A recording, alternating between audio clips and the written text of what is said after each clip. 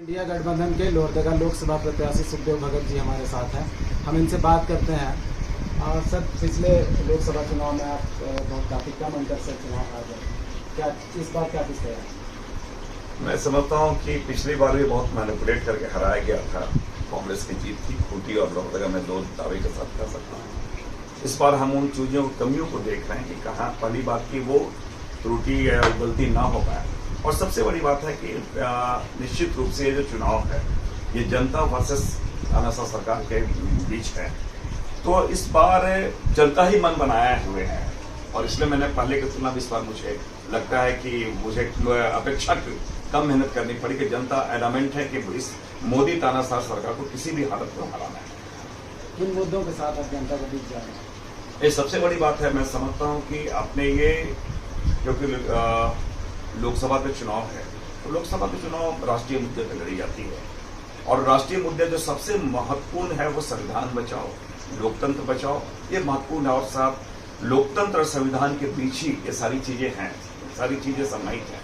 एक बात मैं कह रहा हूँ, आम लोग की अगर हम बात करें तो महंगाई बहुत बड़ी मुद्दा है, बेरोजगारी बहुत बड़ा मुद्दा है और सबसे बड़ी बात है आपने देखा होगा कि संवैधानिक संस्थानों को जिस प्रकार दुरुपयोग किया जाए तो उसको कैसे हम बचा कर रखें। अगर स्थानीय स्तर पे बात करें क्योंकि ये रिजर्व सीट है लोहरदगा की हम बात करें तो कहीं न कहीं अगर जमीन की हम बात करते हैं तो हमारे अस्मिता से जुड़ी हुई है और उसे हमें बचाना है। और सबसे महत्वपूर्ण जो लगातार हम लोगों ने मुखरता से इन बातों को रखा है, ट्राइबल आइडेंटिटी का, ट्राइबल रिलीजियस आइडेंटिटी की, आदिवासी अस्मिता की बात हम करते हैं, आदिवासी पहचान की बात करते हैं, सरना धर्म को, क्योंकि जिस प्रकार हर धर्मों को जगह दी गई है और संविधान में प्रावधान भी है तो क्या आदिवासी हमारी अपनी पूजा पद्धति, अपने धार्मिक जो रीति रिवाज हैं उसके बारे में सरकार मौन है। उन्हें सारी चीजें खत्म करती है, चाहे सांस्कृतिक मुद्दे हो, धार्मिक मुद्दे हो, सामाजिक मुद्दे हो, क्योंकि उस यूसीसी लॉ के हमारे कस्टमरी लॉ को खत्म करना चाहती है।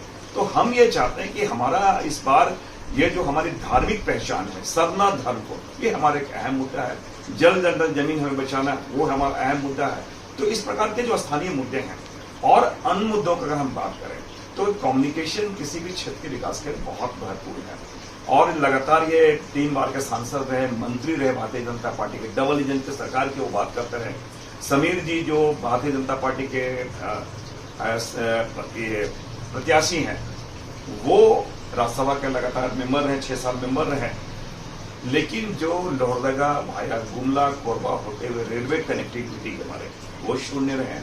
आपने लगातार देखा होगा जो बाईपास के बारे उसके बारे वो अभी जो एक मुद्दा है, एक महत्वपूर्ण चीज है। पलायन यहाँ से काफी होता है और पलायन और विस्थापन जो है झारखंड का एक जो बहुत बड़ा मुद्दा है, तो उसे रोकने का बेस्ट तरीका है क्योंकि ये क्षेत्र अगर पर्यटन के दृष्टिकोण से देखें तो बहुत बड़ा सेक्टर हो सकता है। तो इन सब चीजों मेरी प्रायोरिटी है।